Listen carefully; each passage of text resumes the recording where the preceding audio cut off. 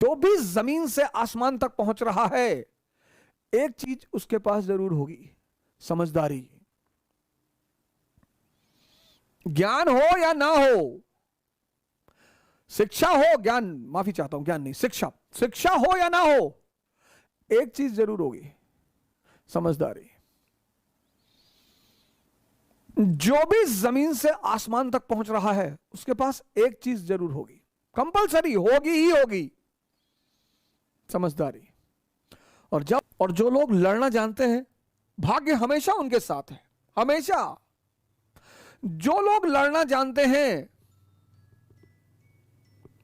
भाग्य सदैव उनके साथ है, हमेशा।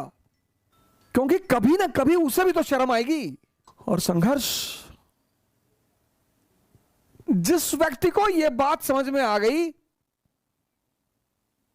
कि जीवन की का पर्यायवाची है संघर्ष, बस इतना ही समझना है। और संघर्ष से रोना नहीं है, बिल्कुल रोना नहीं है। जिस भी मनुष्य को यह बात समझ में आ गई कि जीवन का पर्यायवाची है संघर्ष और इसका मजा लेना है, उसको ना तो भाग्य हरा सकता है और ना ही भगवान हरा सकते हैं। हरा ही नहीं सकता कोई। जिस चीज का आप मजा लेने लगोगे ना, जिस भी चीज का, उसमें आपको कोई हरा नहीं सकता। राजपूत राजस्थान के, मराठा महाराष्ट्र के, अफगानी अफगानिस्तान के, युद्ध इनका गेम है। जिस चीज में, बस आपको यह चीज समझनी है कि जीवन का पर्यायवाची है संघर्ष और संघर्ष का मजा लेना है। लाइफ, जीवन का पर्यायवाची है संघर्ष और इसका मजा लेना है। और जिस चीज का आप मजा लेने लगोगे फिर उसमें कोई हरा ही नहीं सकता आपको। और जिस चीज से आप जितना भागोगे वो उतना परेशान करेगी। राजपूत, एग्जाम्पल दिया मैंने आपको, राजपूत राजस्थान के, राजस्थान क्या है, मरुस्थल। 10-10 किलोमीटर से स्त्रियां पानी लेकर आ रही हैं, बाजरा खाने को मिलता है। तो युद्ध राजस्थान की संस्कृति में क्या है, गेम। ये जो करवा चौथ का त्योहार है आने वाला है और दशहरे के बाद पड़ेगा, करवा चौथ का तो त्योहार है आने वाला है और दशहरे के बाद पड़ेगा। ये बेसिकली राजस्थान का त्योहार है, क्योंकि दशहरे के बाद हर राजपूत राजा को अपनी सेना लेकर बाहर निकलना होता था। किसके लिए, युद्ध के लिए। कंपलसरी था, वो निकलना ही है। तो वहां की स्त्रियां अपने पुरुषों की लंबी उम्र के लिए करवा चौथ का व्रत रखती थी। बाद में ये नेशनल फेस्टिवल बन गया, वो मूवी आई थी DDLJ, उससे ये नेशनल फेस्टिवल बन गया। कोई बात नहीं, हर अच्छी चीज का विस्तार होना ही चाहिए, उसमें कोई विरोध करने की जरूरत नहीं है। तो राजपूत,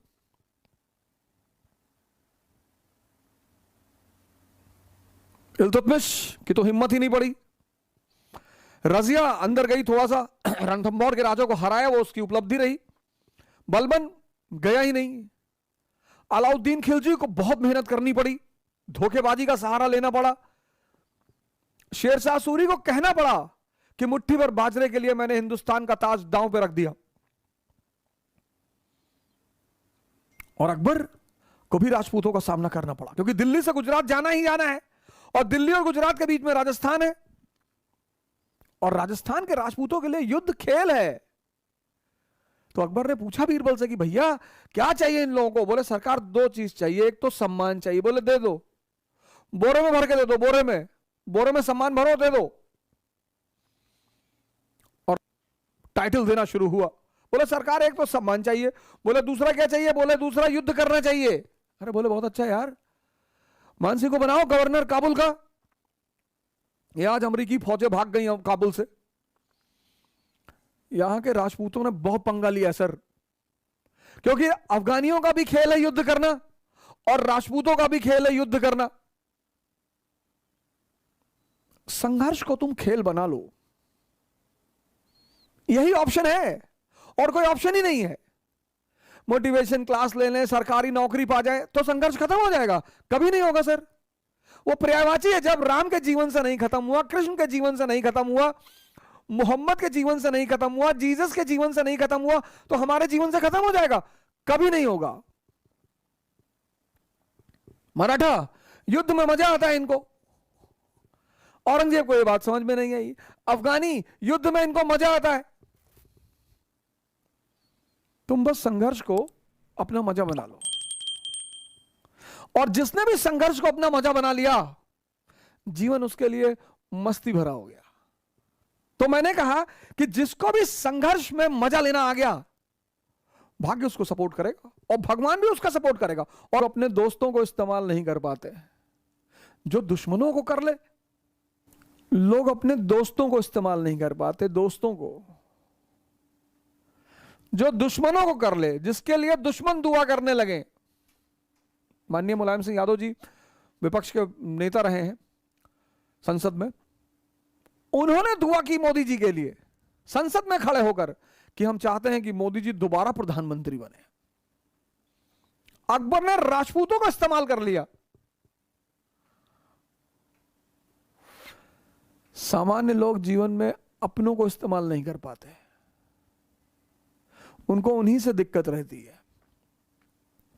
और जो अपने विरोधियों को इस्तेमाल कर ले, मराठा और निजाम अंग्रेजों की तरफ थे, इसने अपनी तरफ मिला लिया। जितने फंडामेंटलिस्ट हैं किसी भी धर्म के, वो सामान्य तौर पर चोर हैं। ऐसा मुझे नहीं कहना चाहिए, ऐसा मुझे नहीं कहना चाहिए, लेकिन आज की परिस्थिति को देखकर मुझे कहना पड़ रहा है।